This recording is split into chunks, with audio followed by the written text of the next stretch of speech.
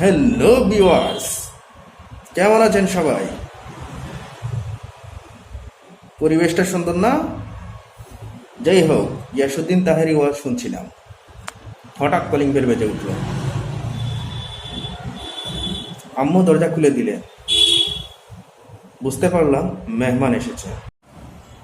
আম্মু চা করে দিলেন এবং বললেন মেহমানদের সামনে চা নিয়ে যেতে।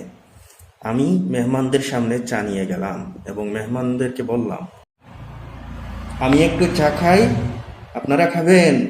ঢেলে দেই, দেই একটু।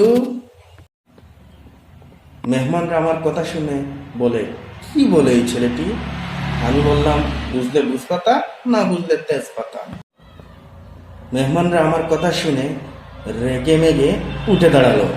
আমি বললাম, বসেন বসেন, বইসা যান। মেহমানরা আমার এরকম কথা শুনে রেগে আমাদের বাড়ি থেকে চলে গেল। এই অবস্থায় আমার আম্মুর কথায় দেওয়াল ফাটার উপক্রম।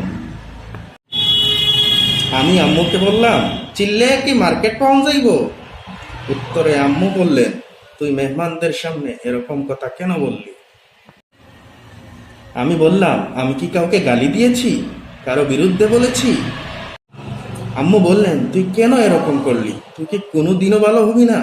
আমি উত্তরে বললাম, আমি তো বালা না বালা লইয়াই ঠাই। একথা বলে আমি বাইরে চলে গেলাম। আম্মু তো একাধারেই চিল্লাচিল্লি করতেছে। সন্ধ্যার দিকে আমি বাসায় ফিরলাম। বাসায় ফিরে ছোট ভাইকে বললাম, কিরে ভাই, পরিবেশটা সুন্দর না? কোনো হইচই আছে? বল না, কথাটা ক্লিয়ার না? কোনো ভেজাল আছে?